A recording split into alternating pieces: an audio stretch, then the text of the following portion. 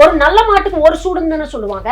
ஒரு தடவை 41 பேர் உயிரிழந்திருக்கிறாங்களே, அப்ப அடுத்த தடவை நம்ம பண்ணும்போது இந்த மாதிரி சின்ன சின்ன விஷயங்கள் எல்லாம் நாங்க வந்து கருத்துக்களை எடுத்துட்டு நம்ம பண்ணணும் அப்படிங்கிறது இல்ல. அதுக்கு அவங்க பொறுப்புன்னு ஏத்துக்க மாட்டாங்களே, என் மேல பழி போடுறீங்க. எங்க சேலத்துல யாருங்க 12ல இருந்து 3 மணிக்கு உச்சி வெயில்ல கூட்டம் நடத்தணும்னு போலீஸ் சொல்லிச்சாங்க, இல்ல திமுக சொல்லிச்சா? என்னமோ தமிழ்நாடு அப்படியே திக்கு தெரியாத காட்டுல அப்படியே திணறிக்கிட்டு இருக்கா மாதிரியும், இவர் தான் பெரிய மீட்பர் மாதிரி, இவர் தான் வந்து அப்படியே வந்து தொங்கி போன தமிழ்நாட்டு மானத்தை தூக்கி நிறுத்த போற மாதிரியும் பேசிட்டு இருக்காரு. வாச்சாத்தில என்ன நடந்தது அப்படிங்கிறது செங்கோட்டையனுக்கு தெரியாதா? லாட்டரி டிக்கெட் விக்கிறவன் தானே ஆதவர்ஜுனா. அவருடைய யோகியதை என்ன? நிர்மல்குமாரோடைய யோகியதை என்ன? பாஜக ஐடி விங்ல உட்கார்ந்துகிட்டு எந்த காங்கிரஸ் இன்னைக்கு வருந்தி கூட்டணி கூப்பிடுறாங்களோ அதே காங்கிரஸோடைய தேசிய தலைவர் ராகுல் காந்தியும் அவருடைய சகோதரி மகளையும் இணைத்து கொச்சையா பதிவு போட்ட ஆளு தானே அந்த ஆளு. நீங்களே 1.5 கோடி கட்டாம வரி ஏய்ப்பு செஞ்சவர் தானுங்க. வரி ஏய்ப்பு செஞ்சதுக்காக நீங்க தானே 1.5 கோடி அபராத கட்டணும் நீதிமன்றம் தீர்ப்பு குடிச்சது. உங்களுக்கு என்ன யோகியதை இருக்குன்னு கேக்குறாங்க. சரி, திமுகவும் அதிமுகவும் நான் தான் மாற்றுன்னு நீங்க கிளைம் பண்றீங்கல்ல, என்ன மாற்றத்தை கொண்டு வர போறீங்கன்னு ஏதாவது ஒரு வார்த்தை பேசிருக்காங்க? பொதுப்படையா எல்லாரும் மேடையில சொல்லாங்க, கல்வியை நாங்க உயர்த்திடுவோம், பெண்களுக்கு பாதுகாப்பு கொடுக்க போறோம். என்ன பெண்களுக்கு பாதுகாப்பு? உங்க கட்சியில இருக்கிற பெண்களுக்கே பாதுகாப்பு இல்ல. வந்து மரியாதை செலுத்திட்டு போனல, அப்ப கூட பத்திரிகையாளர்களை சந்திச்சு ஒரு இரங்கல் செய்தி கூட பதிவு பண்றதுக்கு உங்களுக்கு தைரியம் இல்ல, துப்பு இல்ல, என்ன பயம்? டாக்டர் திருமாவளவன் அவர்கள் சொன்ன மாதிரி தான் RSS பெற்றெடுத்த குழந்தைகள் தான் விஜயும் சீமானும் அப்படின்னாரு. இன்னைக்கு அந்த வேலையை தானே சீமான் பண்ணிட்டு இருக்க, அதே வேலையை தானே இவரும் பண்றாரு. எதிர்கட்சி தலைவர் போகல, 200 தொகுதிக்கு மேல போய் அவர் பிரச்சாரம் பண்ணல. நீ ஒரு நாள் வெளில வந்து பேசினா 10 நாள் போய் படுத்துக்கிற உள்ள. ஏன்னா அடுத்த ஸ்கிரிப்ட் ரெடி பண்ணி அதை மனப்பாடம் பண்ணி அதுல எங்க ஏத்த இறக்கத்தோட பேசணும், எங்க கண்ணை கசக்கணும், எங்க மூக்க சிந்தணும், இதெல்லாத்தையும் உனக்கு ஒருத்தன் எழுதி கொடுக்க வேண்டியிருக்கு. குமுதம் ரிப்போர்ட்டர் நேயர்களுக்கு வணக்கம். சமீப காலமா அரசியல்ல நம்ம எதிர்பார்க்காத பல மாற்றங்கள் வந்துகிட்டே இருக்கு. அது குறித்து நம்மோடு பேசுவதற்காக மருத்துவரும் அரசியல் விமர்சகருமான திருமதி ஷர்மிளா அவர்கள் நம்மோடு இணைஞ்சிருக்காங்க. வணக்கம்.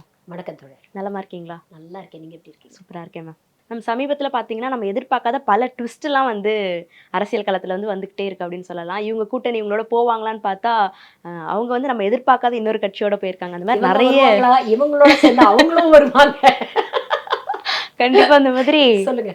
நிறைய திருப்பங்கள்லாம் வந்துகிட்டே இருக்கு. அந்த வகையில விஜய் அவர்கள், தாவேக தலைவர் விஜய் அவர்கள் வந்து வேலூர்ல வந்து நிர்வாகிகள் சந்திப்பு கூட்டம் நடத்தியிருக்காரு. அங்க நிறைய கருத்துக்கள் பேசியிருக்காரு.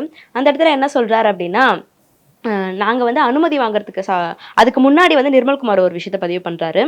நாங்க பர்மிஷன் வாங்கணும், ஒரு கூட்டத்துக்கு பர்மிஷன் வாங்கணும்னா அலைக்கழிக்கப்படுறோம். 1 மாசத்துக்கு முன்னாடிலேருந்தே எங்களோட நிர்வாகிகள் வந்து பர்மிஷன் வாங்குறதுக்கு போராடுறாங்க அப்படின்னு சொல்லியிருந்தாரு. ஆனா அந்த விஷயம் வந்து பொய்யானதுன்னு சொல்லி வேலூர் மாவட்ட காவல்துறை வந்து சொல்லியிருக்காங்க. இந்த விஷயங்கள்லாம் எப்படி பாக்குறீங்க? அவங்க தொடர்ந்து இப்படிப்பட்ட ஒரு விஷயத்த வந்து ஆரம்பத்திலேருந்தே கட்டமைக்க முயற்சி பண்றாங்க. அதாவது காவல்துறை எங்களுக்கு ஒத்துழைக்க மாட்டேங்குது, காவல்துறையை திமுக இயக்குகிறது, எங்களுக்கு பர்மிஷன் கொடுக்க மாட்டேங்கிறாங்க, எங்களுக்கு தான் இவ்வளவு இன்னல்கள் கிரியேட் பண்றாங்க. ஆனா வெளிப்படையாக ஆதாரங்களோடு இன்னைக்கு வந்து வேலூர் காவல்துறை வந்து மறுத்திருக்கிறாங்க. இவங்க 23ஆம் தேதி நடந்ததா கூட்டம்? 23, 24 I'm not sure. 23 நினைக்கிறேன். 19ஆம் தேதி தான் இவங்க வந்து ரெக்வசிஷனே கொடுத்துருக்காங்க அப்படின்னு சொல்றாங்க. அப்போ இவங்க ரெக்வசிஷன் கொடுத்ததுக்கு அப்புறம் அதுக்கான ரூல்ஸ் அண்ட் ரெகுலேஷன்ஸ் அவங்க சொல்லி அதை இவங்க ஃபாலோ பண்ணி அவங்க வந்து கூட்டம் நடக்கிறதுக்கு முந்தின நாளோ என்னமோ அவங்களுக்கு வந்து பெர்மிஷன் கொடுத்துருக்குறாங்க. அப்போ நீங்க ஒரு கூட்டம் நடத்துறீங்க, ஏன் இவ்வளவு கட்டுப்பாடுகள் வந்து ஏன் வருது? எல்லாமே கரூர்ல நடந்த ஒரு சம்பவத்தினால தானே இவ்வளவு பிரச்சனைகள் வருது. கரூர்ல நடந்த சம்பவத்துல இவங்க தரப்புல இருந்து இவங்க போதுமான ஒரு அக்கறை எடுத்து சில விஷயங்களை வந்து செய்யல. கூட்டத்தை ஆர்கனைஸ் பண்ணக்கூடிய ஒரு பொலிட்டிக்கல் பார்ட்டியா உங்க தலைவரை பார்க்கறதுக்கு தான் உங்க ரசிகர்கள் தான் வராங்க, பொதுமக்களும் சேர்ந்து வராங்க. அப்படி இருக்கும் பொழுது அவங்கள மணிக்கணக்கா வெயிட் பண்ண வைக்கிறதா, அவங்களுக்கான அடிப்படை வசதிகளை நீங்க செஞ்சு கொடுக்கல, இது போன்ற ஏகப்பட்ட குற்றச்சாட்டுகள் உங்க மேல இருக்கு. இன்னைக்கு வழக்கை வந்து சிபிஐக்கு மாத்தினதே நீங்க தான். இங்க வந்து லோக்கல் போலீஸ் விசாரிக்க கூடாது, அவங்க மேல எங்களுக்கு நம்பிக்கை இல்ல, SIT விசாரிக்க கூடாது, வேண்டாம், இதை வந்து ஒரு நீதிபதியோட தலைமையில ஒரு தனியா ஒரு குழு விசாரிக்கணும், வெளிமாநிலத்து போலீசார் வந்து விசாரிக்கணும் அப்படின்லாம் சொல்றீங்க. கடைசியில இன்னைக்கு சிபிஐக்கு மாத்திட்டாங்க. இன்னைக்கு வந்து இந்த மாதிரி கூட்டங்கள் நடத்துறதுக்குன்னு ஒரு ஸ்டாண்டர்ட் ஆப்ரேட்டிங் ப்ரொசீஜரை நடைமுறைப்படுத்தணும் அப்படிங்கிறத கோர்ட் தரப்புல இருந்து அவங்க வந்து இதை வந்து ஒரு சஜஷனா வச்சிருக்காங்க. அப்போ அதுக்கு தகுந்த மாதிரி சில ரூல்ஸ் ரெகுலேஷன்ஸ் எல்லாம் போடுறாங்க. இப்போ இதே ரூல்ஸ் அண்ட் ரெகுலேஷன்ஸ் தானே பாண்டிச்சேரியில போட்டாங்க. அங்க மட்டும் ஏன் உங்க தலைவர் வந்து பாண்டிச்சேரி மேடை ஏறி இந்த காவல்துறைக்கு வந்து எங்களுடைய பாராட்டுகளை தெரிவித்துக் கொள்கிறேன் அப்படின்னு தானே பேசினார் அவரு. அந்த பாண்டிச்சேரி கூட்டத்துல ஒரு போலீஸ்காரம்மா அந்த அம்மா என்ன சொன்னாங்க? அந்த வீடியோ எவ்வளவு தூரம் வைரல் ஆச்சு? புஷி ஆனந்த் பார்த்து என்ன சொன்னாங்க, கரூர்ல நடந்த சம்பவங்கள்லாம் மறந்துட்டீங்களா, மறுபடியும் ஒரு கரூர் மாதிரி இங்க ஒரு சம்பவம் நடக்கணுமா அப்படிங்கறது கேட்டாங்க இல்லையா. அதுக்கப்புறம் அந்த அம்மா இன்னைக்கு அங்க இல்ல, அந்த அம்மா அங்கேருந்து மாற்றல் பண்ணிட்டாங்க அப்படிங்கிற செய்தியும் இன்னைக்கு வைரல் ஆகுது. ஸோ ஒரு இடத்துல நடந்த உங்க கூட்டத்துல நடந்த அந்த அனுபவங்களை வச்சுதான் அடுத்தடுத்த கட்டத்துல வந்து மக்களுக்கு எந்த பாதிப்பும் ஏற்படுத்தக்கூடாது அப்படின்னு பண்றாங்க. இல்ல அதுக்கு என்ன சொல்றாங்கன்னா, பாண்டிச்சேரி முதல்வர் அதை சரியா அணுகுனாரு, இங்க தமிழ்நாட்டு முதல்வர் வந்து விஜய்க்கு எதிராக இப்படி பண்றாரு. காவல்துறை இங்க இங்க அந்த காவல்துறை எப்படி கட்டுப்பாடுகள் விதிக்குதோ அதே மாதிரிதான் இங்க காவல்துறை சில கட்டுப்பாடுகளை விதிக்குது. நீங்க முதல்ல அதை ஒழுங்கா ஃபாலோ பண்ணீங்களா அப்படிங்கிற ஒரு விஷயத்தையும் நீங்க பார்க்கணும்ல. இப்ப உதாரணத்துக்கு நீங்க வேலூர் கூட்டத்தையே எடுத்துக்கங்க. 4900 பேருக்கு இவங்க வந்து QR கோடு கொடுத்திருக்காங்கன்னு சொல்றாங்க. அங்க எப்படி 10,000 பேர் வந்தாங்க? அப்புறம் 10,000 பேர் வந்து QR கோடு வாங்காத ரசிகர்கள் எல்லாம் நீங்க எப்படி உள்ள விட்டீங்க? இதுல சின்ன 17 வயசுக்கு கீழே இருக்கிறவங்க ஒருத்தர் வந்து வெளிப்படையா பேட்டியே கொடுக்குறாரு. நான் 2010 பிறந்தேன், அதனால நான் எங்க அம்மா சுறா படத்தை பார்த்து நான் பிறந்ததுனால எனக்கு சுறான்னு பேர் வச்சிருக்காங்க. அவருக்கு எப்படி QR கோடு கிடைச்சது? அவர் எப்படி வந்தாரு? அவருக்கு நீங்க எப்படி வந்து ஒரு மைனருக்கு நீங்க எப்படி நிர்வாக பொறுப்பு கொடுத்து கட்சியில வச்சிருக்கீங்க? நிர்வாகிகள் கூட்டம் தானே நடத்துறீங்க. அப்ப அங்க எப்படி வராரு? ஒரு பொண்ணு சொல்லுது, நான் காலேஜ்ல படிச்சுட்டு இருக்கேன், எனக்கு இன்னைக்கு பிராக்டிகல் எக்ஸாம், அதை விட்டுட்டு நான் வந்திருக்கிறேன் அப்படின்னு சொல்லுது. எப்படி வராங்க? அவங்களுக்கு எல்லாம் நீங்க எப்படி அனுமதி கொடுக்குறீங்க? அப்ப 4900 பேர் அப்படின்னா நீங்க அதை ரெஸ்ட்ரிக்ட் பண்ணிருக்க வேண்டாமா? அதே மாதிரி நீங்க பாருங்க, இவ்வளவு கூட்டங்கள் தொடர்ந்து நடத்துறீங்க, இவ்வளவு விமர்சனங்கள் வருது, வெயில்ல சூடு தாங்காம மக்கள் மயங்கி விடுறாங்க. சேலத்துல கூட ஒருத்தர் இறந்து போயிட்டாரு. ஒவ்வொரு தடவையும் உங்களை திருத்திக்கிறதுக்கு ஒண்ணும் இல்ல, சிம்பிள் விஷயம். வெயில்ல கூட்டம் நடக்குது, ஒரு பந்தல் போடணும், அவங்க உட்கார்றதுக்கு சேர் போடணும், அப்படிங்கிறது கூட ஒருத்தர் செத்தாதான் உங்களுக்கு தெரியுமா? ஒருத்தர் செத்து போன அப்புறம் தான் நீங்க அதை ரியலைஸ் பண்ணி அடுத்த கூட்டத்துல நீங்க அதை பண்ணுவீங்களா? அப்ப என்ன மாதிரியான ஒரு மனநிலையில நீங்க எல்லாம் இருக்கீங்க அப்படிங்கிற ஒரு கேள்வியை நம்ம கேட்க வேண்டியிருக்குல்ல. ஒரு நல்ல மாட்டுக்கு ஒரு சூடுன்னு தானே சொல்லுவாங்க. ஒரு தடவை 41 பேர் உயிரிழந்திருக்கிறாங்களே, அப்ப அடுத்த தடவை நம்ம பண்ணும்போது இந்த மாதிரி சின்ன சின்ன விஷயங்கள் எல்லாம் நாங்க வந்து கருத்துக்களை எடுத்துட்டு நம்ம பண்ணணும் அப்படிங்கிறது இல்ல, அதுக்கு அவங்க பொறுப்புன்னு ஏத்துக்க மாட்டாங்களே, என் மேல பழி போடுறீங்க. ஏங்க சேலத்துல யாருங்க 12ல இருந்து 3 மணி வரைக்கும் தான், 12ல இருந்து 3 மணிக்கு உச்சி வெயில்ல கூட்டம் நடத்தணும்னு போலீஸ் சொல்லிச்சாங்க? இல்ல திமுக சொல்லிச்சா? நீங்க தானே ரெக்வசிஷன் லெட்டர் கொடுத்தீங்க. அந்த ரெக்வசிஷன் லெட்டர்ல நீங்க தானே தெளிவா 12ல இருந்து 3ன்னு வச்சிருக்கீங்க. நீங்க நல்ல நேரம், ராகு காலம், யமகண்டம் இதெல்லாம் பார்த்துட்டு உச்சி வெயில நீங்க வந்து மீட்டிங்கை நடத்துவீங்க. அதுக்கு மணிக்கணக்கு முன்னால உங்களை பின்பற்றக்கூடிய அந்த உங்களுடைய ரசிகர்கள் வந்து வெயில்ல காஞ்சிக்கிட்டு இருப்பாங்க. அவங்களுக்கு குறைஞ்சபட்சம் ஒரு பந்தல் கூட நீங்க அமைக்க மாட்டீங்க. உட்கார்றதுக்கு, பிறப்புக்கும் எல்லா உயிருக்கும் சுயமரியாதை, லொட்டு லொசுக்குன்னு பேசுறீங்கல்ல, குறைஞ்சபட்சம் உட்கார்றதுக்கு ஒரு இருக்கை கூட அவங்களால போட முடியல. இதெல்லாம் அடிப்படை மனிதம் சார்ந்த விஷயம் இல்ல. எல்லா அரசியல் கட்சிகளும் இயல்பாவே ஒரு மனுஷனுக்கு வர வேண்டிய விஷயம் இல்லைங்க. இப்ப உங்களை பார்க்க உங்க வீட்டு வாசல்ல இவ்வளவு பேர் வந்து நிக்கிறாங்க அப்படின்னா குறைஞ்சபட்சம் அவங்களுக்கு ஒரு வாய் தண்ணி கொடுக்க மாட்டீங்களாங்க? உட்கார்றதுக்கு ஒரு சேர் கொடுக்க மாட்டீங்க? வீட்டுக்கு வந்த விருந்தாளியை இப்படிதான் மணிக்கணக்கில் நிக்க வைப்பீங்களா நீங்க? குறைஞ்சபட்சம் ஒரு சேர், ஒரு இருக்கை கொடுத்து அவங்களை உட்கார வைக்க மாட்டீங்களா? இப்ப வேலூர்ல போட்டிருக்கிறதா வந்து சொல்றாங்க. எப்படி போட்டீங்க? சேலத்துல ஒருத்தர் இறந்து போனதுனால வேலூர்ல போட்டீங்க. சேலத்துல ஒருத்தர் இறந்து போனாருன்னு கூட நீங்க உங்களுடைய ரெஸ்பான்சிபிலிட்டியை கை கழுவ முயற்சி பண்றீங்க. அவருக்கு ஏற்கனவே இருதய நோய் இருந்தது, அவர் கட்சி நிர்வாகியே இல்ல, ஆனா அவர் கட்சியில இருக்கக்கூடிய போட்டோஸ் எல்லாம் அதுக்கப்புறம் வெளியில வருது. அப்ப ஏன் வயையும் ஒரு ஒரு ஒரு விஷயம் நடந்துருச்சுன்னா அதற்கான ஒரு மாரல் எத்திக்கல் ரெஸ்பான்சிபிலிட்டி எடுத்துக்கிட்டு அதை சரி செய்யணும் அப்படின்னு சின்சியரா முயற்சி பண்ணீங்கன்னா முடியாத விஷயமே கிடையாதுங்க. எங்க திமுக கூட்டம் நடத்துது, 1.5 லட்சம் பேர் வராங்க. இந்த மாதிரி ஏதாவது அசம்பாவிதம் நம்ம கேள்விப்படுறோமா? அதிமுகவுடைய எதிர்கட்சி தலைவர் எடப்பாடி அவர்கள் கிட்டத்தட்ட 200 தொகுதிகளுக்கு போய் பரப்புரை பண்ணிட்டாங்க. ஒவ்வொரு இடத்துலயும் கூட்டம் அலமோதுது. பிப்ரவரி 21 சீமான் மாநாடு கூட இப்ப திருச்சியில மாநாடு பண்ணாங்க, அத்தனை பேர் வந்தாங்க.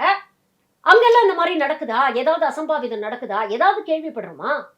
அப்ப குறைஞ்சபட்ச மனிதம் கூட இல்லாத ஒரு நிர்வாகிகளை நீங்க வந்து வச்சுக்கிட்டு நீங்க வந்து உங்களுக்கு என்னன்னா உங்களுக்கு கூட்டம் காட்டணும். எங்க தலைவர் வந்தா கூட்டம் சேருது பாத்தியா, இவர் சொல்றாரு, இவரே மேடையில தானே பேசுறாரு, காண்டு, கெத்து, ஸ்டைலு, இதுதாங்க அவங்களுடைய அரசியல். அதை தாண்டி அவங்க என்னைக்குமே யோசிக்க மாட்டேங்கிறாங்க. வெறும் சோசியல் மீடியாவுக்கும் இன்ஸ்டாகிராம்ல இருக்கக்கூடிய ஜென்சிக்கும் மட்டும் அரசியல் பண்ணிட்டு இருக்காங்க. அதுதான் ரொம்ப வருத்தமாக இருக்கு. இல்லைன்னா மத்தபடி நமக்கு என்னங்க தனிப்பட்ட காழ்ப்புணர்ச்சி என்ன இருக்கு அவர் மேல? யாருக்குமே ஜனநாயக நாட்டுல அரசியலுக்கு வரதுக்கான உரிமைகள் இருக்கு. ஆனா வந்தா ஆக்கப்பூர்வமான ஆரோக்கியமான அரசியல் பண்ணுங்கன்னு சொல்றோம். இப்படி போய் புரட்டு கான்ஸ்பிரசி தியரிஸ் வச்சு ஓட்டாதீங்க, உங்களுக்கே ஆபத்து. நீங்க இந்த மாதிரி பில்டப் பண்ணி இது என்ன நடக்குது தெரியுமா? நீங்க மேடையில பேசும்பொழுது கூட பாருங்களேன், நான் தவறுகளுக்கு அப்பாற்பட்டவன் அப்படிங்கிற மாதிரி பேசுறாரு. கரூர் சம்பவத்தை கோட் பண்ணி உங்களுக்கு மனசாட்சி இல்லையா அப்படின்னு முதல்வரை பார்த்து கேட்கிறார். உங்களுக்கு மனசாட்சி இல்லையா மிஸ்டர் விஜய்? 41 பேர் செத்து போனோன்னு பின்னங்கால் பிடரியில அடிக்கிற அளவுக்கு ஓடி வந்தீங்க. திருச்சி ஏர்போர்ட்ல பத்திரிகையாளர்கள் கேட்கிற கேள்விக்கு கூட உங்களுக்கு பதில் சொல்ல நீங்க சொல்ற அந்த சோ கால்டு கரேஜ் உங்களுக்கு இல்ல.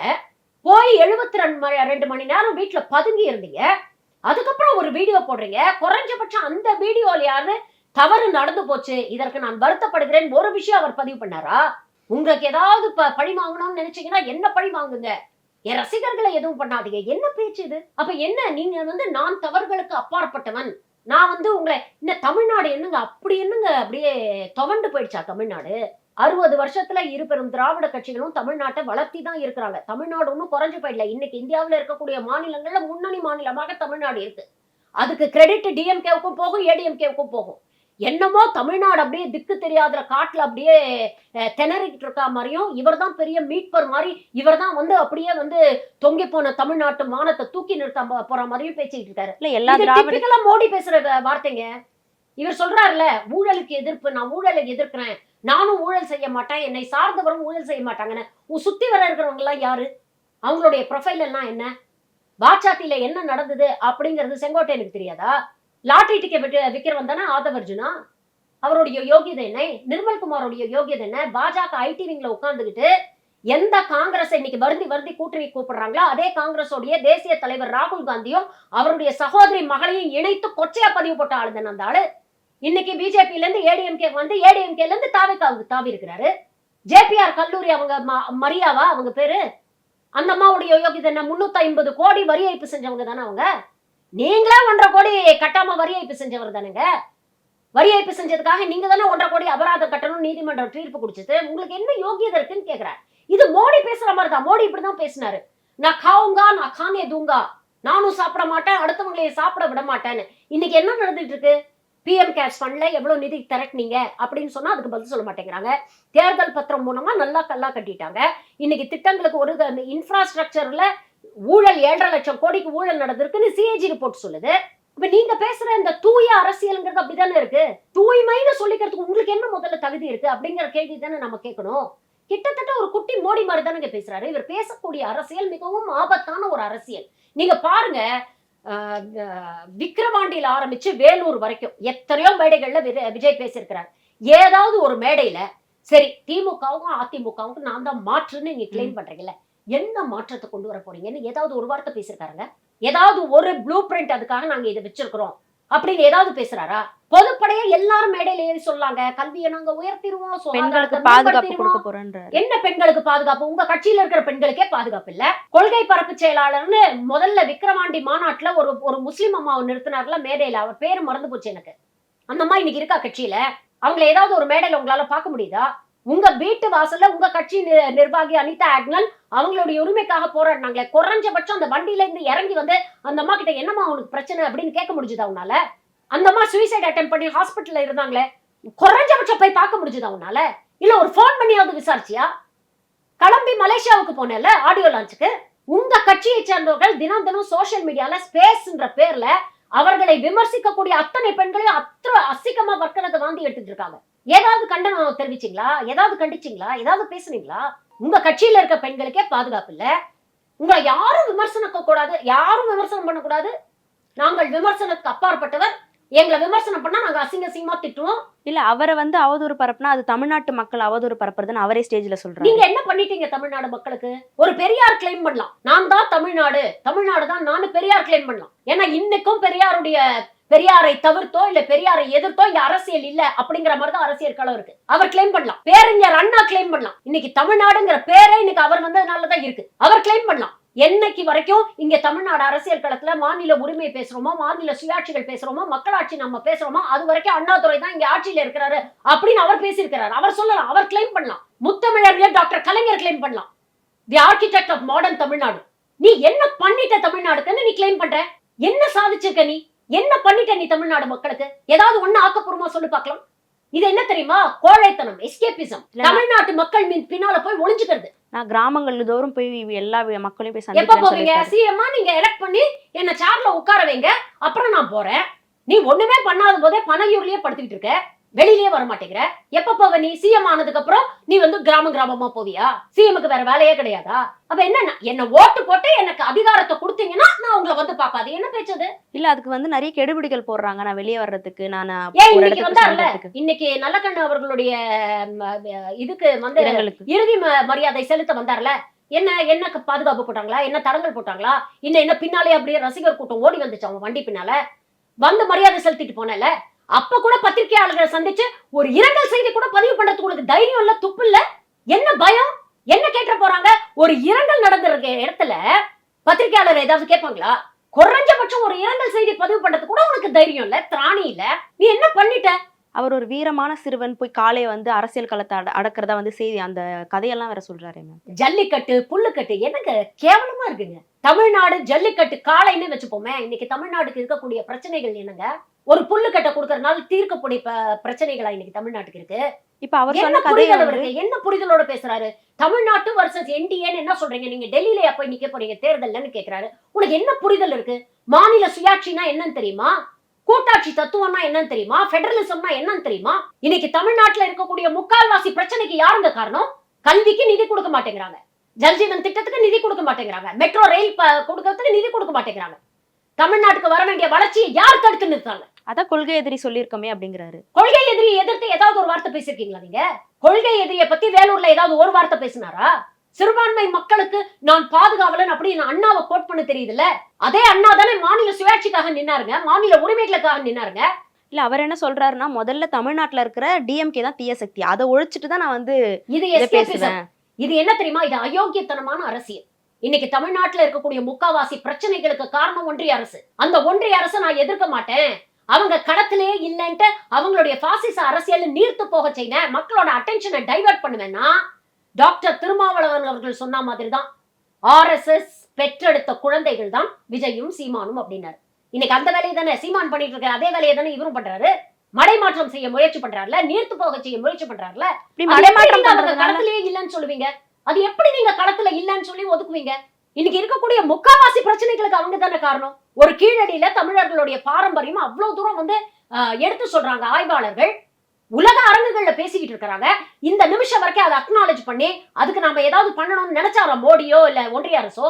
சும்மா மேடையில வந்து நீலி கண்ணீர் விட்டு தமிழர்கள் மீது எங்களுக்கு பாசம், தமிழ் பேச தெரியலையேன்னு நாங்க ரொம்ப வருத்தப்படுறோம் அப்படின்னு பேசுறாங்களே தவிர உண்மையிலேயே தமிழுக்கும் தமிழ் வளர்ச்சிக்கு என்ன செஞ்சு கழிச்சிருக்காங்க? இப்ப இஸ்ரேல்ல போய் வி நோ யுவர் பெயின்னு சொல்லி பதிவெல்லாம் போட்டிருக்காரு மோடி அவர்கள். மணிப்பூர்ல 2 வருஷமா பத்திக்கிட்டு எரியுதுங்க, அத்தனை பேர் செத்து போயிருக்கிறாங்க. உன் நாட்டு மக்கள் தானே, அவங்க வலியை உன்னால உணர முடிஞ்சுதா? அந்த வலியெல்லாம் உன் கண்ணுக்கு தெரியல, அந்த பக்கம் போகிறதுக்கு உனக்கு துப்பு இல்ல. பாலஸ்தீனத்துல அத்தனை லட்சம் பேர் கொன்று குவிக்கப்பட்டிருக்கிறாங்க, சின்ன சின்ன குழந்தைங்க, அந்த வலியெல்லாம் உங்களுக்கு தெரியல. ஆனா இஸ்ரேல்ல போய் நீ சிரிச்சுக்கிட்டே மெடல் வாங்கிட்டு இஸ்ரேல் மக்களுக்கு நான் ஆதரவு தெரிவிக்கிறேன்னு சொல்றது உங்களுக்கு வெக்கமா இல்ல? அதுவும் இந்தியா உங்கள் பக்கம் நிற்கிறது அப்படின்னு சொல்றது உங்களுக்கு கேவலமா இல்ல? நீங்க மாரல் ஹை கிரவுண்டே எடுக்க வேண்டாங்க. குறைஞ்சபட்சம் இப்படிப்பட்ட ஒரு தருவாயில யோசிச்சு பாருங்க, அவ்வளவு இமோஷனலான ஒரு இஷ்யூ, அத்தனை பேர் இறந்து போயிருக்கிறாங்க. இந்த நேரத்துல இஸ்ரேலுக்கு போய் அந்த அவார்டு வாங்கணும்னு என்ன அவசியம் இருந்திருக்கு? உங்களோட ஃபாரின் பாலிசி, நான் அலைன்மெண்ட் பாலிசி, நீங்க வந்து ஐ கேன் அண்டர்ஸ்டாண்ட். இன்னைக்கு இருக்கக்கூடிய ஒரு ஜியோ பாலிடிக்ஸ்ல எத்தனையோ விஷயங்கள் வந்து டிட்டர்மின்ஸ். இன்னைக்கு வந்து வெறும் மாரல் ஹை கிரவுண்ட் மட்டும் நேரு ஆட்சி காலத்திலயோ இல்ல இந்திரா காந்தி ஆட்சி காலத்திலயோ இருந்த மாதிரி வெறும் மாரல் ஹை கிரவுண்டை வச்சு நம்ம ஃபாரின் பாலிசியை கட்டமைக்க முடியாது. ஏன்னா இன்னைக்கு பல விஷயங்கள், எனர்ஜி ஆகட்டும், டெக்னாலஜி ட்ரிவன் பவர் ஈக்குவேஷன்ஸ் ஆகட்டும், டிஃபென்ஸ் ரிலேட்டட் இஷ்யூஸ் ஆகட்டும், எல்லாமே இன்னைக்கு ஜியோ பாலிடிக்ஸை டிட்டர்மின் பண்ணுது. இன்னைக்கு பவர் இருக்கக்கூடிய நாடுகளோட மட்டும்தான் இன்டராக்ட் பண்ணணும்னு நினைக்கிறாங்க. இன்னைக்கு போலரைஸ் பண்றாங்க. பட் குறைஞ்சபட்ச மனிதாபிமானம் அப்படிங்கிறது நமக்கு இல்லையா? ஆனா இப்ப சமூக வலைதளங்கள்ல பாத்தீங்கன்னா 10 மில்லியன் ஃபாலோவர்ஸை வந்து பிரைம் மினிஸ்டர் மோடி அவர்கள் வச்சிருக்காங்க அப்படிங்கிற செய்தி எல்லாம் வெளியாகி இருக்கு. அப்ப இது மூலியமா நிறைய மக்கள் அவர் விரும்புறாங்க அப்படின்ற ஒரு வீடியோஸ் போடுறவங்களுக்கு கூட தாங்க அதிகம் ஃபாலோவர்ஸ் வருது. வெறுப்பு பிரச்சாரம் பண்றவனுக்கு அதிகம் ஃபாலோவர்ஸ் வருது. ஹேட் ஸ்பீச், வன்மத்தை உமிழ்றவன், அவனுக்கு கூட தான் அதிகம் ஃபாலோவர்ஸ் வருது. அதுக்காக அவங்க எல்லாம் சிறந்த தலைவர்கள் ஆயிடுவாங்களா? என்ன மாதிரியான ஒரு கண்ட்ரி, என்ன மாதிரியான ஒரு சோஷியல் ஈகோ சிஸ்டமை நீங்க கிரியேட் பண்றீங்க அப்படிங்கிறது இருக்குல்ல. உன் சொந்த நாட்டுக்குள்ள இருக்கக்கூடிய சிறுபான்மை மக்களை தினம் வந்து ஒடுக்கிட்டு இருக்காங்க. தினம் அவங்களுக்கு எதிராக அவ்வளவு விஷயங்கள் நடந்துகிட்டு இருக்கு. பீகார்ல ஆட்சிக்கு வந்தோன்னே என்ன ரூல் போடுறாங்க? இன்னைக்கு கோவில் பக்கத்துல இறைச்சி விற்க கூடாது அப்படின்னு ஒரு ரூல் கொண்டு வரான்ல. அமித்ஷா பாண்டிச்சேரிக்கு வராரு, காரைக்காலுக்கு பிரச்சாரத்துக்கு வராருன்னா காரைக்கால்ல இருக்கக்கூடிய இறைச்சி கடைகள் எல்லாம் மூடுறாங்க. தைரியம் இருந்தா தமிழ்நாட்டுக்கு மோடி வராருல திருப்பரங்குன்றத்துக்கு, பணம் சொல்லுங்களேன் பாப்போம். தைரியம் இருக்கா உங்களுக்கு? ஏன் தமிழ்நாட்டுல பண்ண முடியல? இன்ஸ்டாகிராம்ல ஃபாலோவர்ஸ் வச்சுக்கிட்டு இருக்கிறது, சோசியல் மீடியால அரசியல் பண்றது, இதெல்லாம் வந்து வேலைக்கே ஆகாது. களத்துல யார் மக்களோட நிக்கிறாங்களோ அவங்க தாங்க உண்மையான தலைவர். 70 வயசுக்கு மேல ஆகுதுங்க முதலமைச்சருக்கும் சரி, எதிர்க்கட்சி தலைவருக்கும் சரி. அவங்க போல தினம் தினம் காலையில ஒரு மீட்டிங் அட்டென்ட் பண்றாரு, ஒரு ஈவென்ட்டுக்கு போறாரு, அங்கேருந்து மத்தியானம் ஒரு பரப்புரைக்கு போறாரு, சாயங்காலம் போய் ஒரு மாநாட்டுல கலந்துக்கிறாரு, அடுத்த நாள் திரும்ப வந்து அடுத்த வேலையை பாக்குறாரு. எதிர்க்கட்சி தலைவர் போகல, 200 தொகுதிக்கு மேல போய் அவர் பிரச்சாரம் பண்ணல. நீ ஒரு நாள் வெளில வந்து பேசினேன்னா 10 நாள் போய் படுத்துக்கிற உள்ள. ஏன்னா அடுத்த ஸ்கிரிப்டை ரெடி பண்ணி அதை மனப்பாடம் பண்ணி அதுல எங்க ஏத்த இறக்கத்தோட பேசணும், எங்க கண்ணை கசக்கணும், எங்க மூக்க சிந்தணும், இதெல்லாத்தையும் உனக்கு ஒருத்தன் எழுதி கொடுக்க வேண்டியிருக்கு. இப்போ புதுசா இன்னொன்னு என்ன சொல்லியிருக்காங்க அப்படின்னா, ஊடக விவாதங்கள்ல வந்து தலைமை கிட்ட அனுமதி வாங்காம பேசக்கூடாது, பங்கேற்க கூடாது அப்படிங்கிற செய்தி வந்து வெளியாகிருக்கு. புஷி ஆனந்த் வந்து இதை சொல்லியிருக்காங்க. அவங்கள சொல்லி தப்பு இல்லைங்க, பாவங்க. அவங்க ஊடக விவாதங்களில் வரக்கூடிய தாவேக்கா ஆளுங்களோ இல்ல தாவேக்கா சார்புல வரவங்களோ உண்மையிலேயே பாவம்.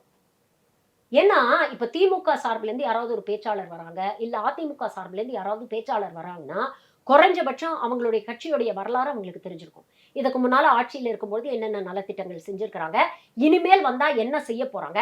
இப்ப எடப்பாடி அவர்கள் வந்து 3 கட்டத்துல வாக்குறுதிகளை அறிவிச்சிருக்கிறார்ல, குறைஞ்சபட்சம் பேசுறதுக்கு அவங்களுக்கு ஏதாவது மெட்டீரியல் இருக்குல்ல அதிமுகவுக்கு. இப்ப திமுகவுன்னு நீங்க எடுத்துக்கிட்டீங்கன்னா திமுக சார்பில் வந்து பேசுறவங்களுக்கு இந்தந்த விஷயங்களை நாங்க செஞ்சிருக்கிறோம், இந்தந்த விஷயங்களை இனிமேல் செய்வோம். அதிமுக தரப்புல இருந்தோ இல்ல மற்ற கட்சிகள் தரப்புல இருந்தோ பாஜக தரப்புல இருந்து வரக்கூடிய விமர்சனங்களுக்கு என்ன பதில் சொல்லணும் எல்லாமே அவங்களுக்கு தெரிஞ்சிருக்குல்ல. தாவேக்கா ஆளுங்க உண்மையிலேயே பாவங்க. I feel sorry for them. ஏன்னா அவங்களுக்கு எதுவுமே இல்லை. உங்க கட்சியோட கொள்கை என்ன அப்படின்னா அவங்களுக்கு சொல்ல தெரியாது. சரி, உங்க கட்சியில நீங்க மாற்றம்னு சொல்றீங்களே, என்ன மாற்றம் கொண்டு வர போறீங்க, அதுக்கு என்ன திட்டங்கள் வச்சிருக்கீங்க, தேர்தல் அறிக்கையில என்னென்ன விஷயங்களை வந்து ஹைலைட் நீங்க பண்ண போறீங்கன்னு கேட்டு பாருங்களேன். தேர்தலுக்கு இன்னும் என்ன 5 வாரம் தானே இருக்கு. இந்த நிமிஷம் வரைக்கும் யாராவது கேட்டு பாருங்க, ஏதாவது சொல்ல முடியுதா பாருங்க. அப்போ உங்களை நோக்கி வரக்கூடிய விமர்சனங்களுக்கு தெளிவான ஒரு பதிலை சொல்றதுக்கு அந்த தெளிவு அவங்களுக்கு இல்லைங்க. ஏன்னா அவங்களுக்கு தெரியாது நாளைக்கு எங்க தலைவர் என்ன பண்ண போறாரு. இன்னைக்கு நீங்க திமுக போய் கேட்டீங்கன்னா நாளைக்கு முதல்வரோட பிளான் என்ன அப்படின்னா அவங்க பார்த்து சொல்லுவாங்க, நாளைக்கு இந்த கூட்டத்துக்கு போறாரு, அந்த பிரச்சாரத்துக்கு போறாரு, இந்த திட்டத்தை ஆரம்பிச்சு வைக்கிறாருன்னு சொல்லுவாங்க. அதிமுகவில் போய் கேளுங்க சொல்லுவாங்க. நாளைக்கு உங்க தலைவர் பனையூர்ல தூங்கிட்டு இருப்பாரா இல்ல வேற எங்கேயாவது பறந்துட்டு இருப்பாரான்னு இவங்களுக்கு தெரியாது. என்னங்க பண்ணுவாங்க அவங்க, பாவங்க அவங்க. அப்போ இந்த மாதிரி விவாதங்களுக்கு போகும்போது எக்ஸ்போஸ் ஆறாங்க. அங்க வரக்கூடியவர்கள் அரசியல் all is fair in love and வார்ங்கிற மாதிரி அரசியல் இஸ் a brutal battlefront. அது அப்ப எதிர்கட்சியில இருந்து வரவங்க நீங்க வந்து மாற்றுன்னு சொல்லிட்டு நீங்க அங்க வந்து உட்கார்ந்தீங்கன்னா இருவரும் திராவிட கட்சிகள், ஒண்ணு 75 வயசு ஆகுது, இன்னொன்னு 54 வயசு ஆகுது. அவங்க அரசியல்ல பழம் தின்னு கொட்டை போட்டு அவங்க உட்கார்ந்து இருக்கிறாங்க. அங்க அவங்க வந்து விவாதத்துல உட்காந்தா நீ வந்து ரொம்ப சாமர்த்தியமா பேசுறதா நினைச்சுக்கிட்டு நீ பாட்டுக்கு பல விஷயங்களை பேசினீங்கன்னா அவன் இறங்கி அடிக்கதானங்க செய்வான். ஆனா யாரும் அசிங்கப்படுறது? அதனால கட்சி தலைவரும் கட்சியும் தானே அசிங்கப்படுது. நல்ல டிசிஷன் புஷி ஆனந்த் எடுத்தது, ரொம்ப ப்ராப்பரான பிராக்டிக்கலான டிசிஷன். இது முன்னாலேயே எடுத்துக்கணும் அவங்க. ஏன்னா இன்னைக்கு அவங்க தான் எக்ஸ்போஸ் ஆறாங்க. ஒரு மிகப்பெரிய ஊடகவியலாளர், பத்திரிகையாளர் அப்படிங்கிற ஃபெலிக்ஸ் ஜெரால்டே அடி வாங்குறாருங்க. அவர் இவ்வளவு வருஷமா இருந்திருக்கிறாரு, NDTV எல்லாம் ஒர்க் பண்ணியிருக்கிறாரு. அவரே இன்னைக்கு அசிங்கமா அடி வாங்குறாருல ஒவ்வொரு மேடையிலையும். இப்போ இன்னொரு கேள்வி என்ன அப்படின்னா, அதே வேலூர் கூட்டத்துல விஜய் அவர்கள் என்ன சொல்றாரு, நிறைய வாக்குறுதிகள் கொடுக்குறாரு. பெண்களுக்கு வந்து பெண்களுக்கும் ஆண் குழந்தைகளுக்கும் பாதுகாப்பு இருக்கும், அதே சமயம் எல்லா கவர்மெண்ட் ஸ்கூல்லும் வந்து கோச்சிங் சென்டர் இல்லாத அளவுக்கு டீச்சிங் இருக்கும் அப்படின்லாம் சொல்லிட்டு இன்னொரு விஷயத்த பதிவு பண்றாரு. இங்க பெண்களுக்கு வந்து 50% வந்து SP கலெக்டர் ஆகிறதுக்கு சூழலை வந்து உருவாக்கி கொடுப்போம்னு சொல்றாரு. ஆனா இது சாத்தியம் இல்லைன்னு ஒரு பக்கம் சொல்லிட்டு இருக்காங்க. எது உண்மை? சரி, 2 விஷயங்கள் நீங்க கேட்டீங்க, 2த்துக்குமே சொல்லிடுறேன். கோச்சிங் சென்டர்ஸ்க்கு போக வேண்டாத அளவுக்கு நாங்க வந்து சிலபஸை மாத்தி அமைப்போம் அப்படின்னு சொல்றதே நீட்டு, இந்த கியூட்டு, அப்புறம் இது போன்ற தேர்வுகளை வந்து ஆதரிக்கக்கூடிய ஒரு மனநிலை. நம்ம அந்த மாதிரி தேர்வுகளே வேணாம்னு சொல்லிட்டு இருக்கோம். நீங்க கோச்சிங் சென்டர்ஸ்க்கு போக வேண்டாம், அந்த தேர்வுகளுக்கான பயிற்சியை நான் வந்து ஸ்கூல்ல கொடுக்குறேன்னு சொல்றது அயோக்கியத்தனம் இல்ல. இல்ல, அந்த கோச்சிங் சென்டர் போக வேணாம்னா அது வேண்டான்ற அப்படித்தாங்க அவர் பேசுறாரு. அவர் பேசுறது அப்படித்தான் இருக்கு. நான் என்ன கேட்கிறேன், நீ சிலபஸை இம்ப்ரூவ் பண்ணுவேன்னு சொல்ற, அப்புறம் என்ன சொல்ற, கோச்சிங் சென்டருக்கு தேவையான அதெல்லாம் இன்னைக்கு இருக்கிற அரசாங்கம் செஞ்சுக்கிட்டே இருக்குங்க. Under the state education policy என்ன பண்ணிட்டு இருக்காங்க, இன்னைக்கு அரசு பள்ளி மாணவர்களுக்கு திறன் மேம்பாட்டு பயிற்சி கொடுக்குறாங்களா இல்லையா, அவங்களுக்கு நீட்டுக்கான கோச்சிங் கொடுக்குறாங்களா இல்லையா, UPSCக்கான கோச்சிங் கொடுக்குறாங்களா இல்லையா. இன்னைக்கு இந்த கடந்த 5 வருஷத்துல எத்தனை குழந்தைங்க போய் UPSCல அரசு பள்ளி மாணவர்கள் சேர்ந்திருக்கிறாங்க. நான் வருஷம் அதோட எண்ணிக்கை அதிகமாகுதா இல்லையா. நேற்றுக்கு ஹிந்துல ஃப்ரண்ட் பேஜ் ஆடுங்க, 448 அரசு பள்ளி மாணவர்கள் வந்து JEE மெயின்ஸை கிளியர் பண்ணியிருக்கிறாங்க. சாதாரணமான விஷயமா அது? வெறும் ஆதிக்க சமூகத்துக்கே உரிய ஒரு இடத்துல இன்னைக்கு 448 அரசு பள்ளி மாணவர்கள் போய் உட்கார்ந்து இருக்கிறாங்க. 3 பசங்க 99.5 99.4 ஸ்கோர் பண்ணியிருக்கிறாங்க. 33 மாணவர்களுக்கு மேல 90% மேல எடுத்திருக்காங்க. இன்னைக்கு அதெல்லாம் இந்த அரசு தான் பண்ணிட்டு இருக்குல்ல. நீ என்ன புதுசா பெருசா நீ என்ன பண்ண போற? எக்ஸிஸ்டிங் ஸ்டேட் எஜுகேஷன் பாலிசியில இருக்கிறதையே நீ மேடையில பேசுற.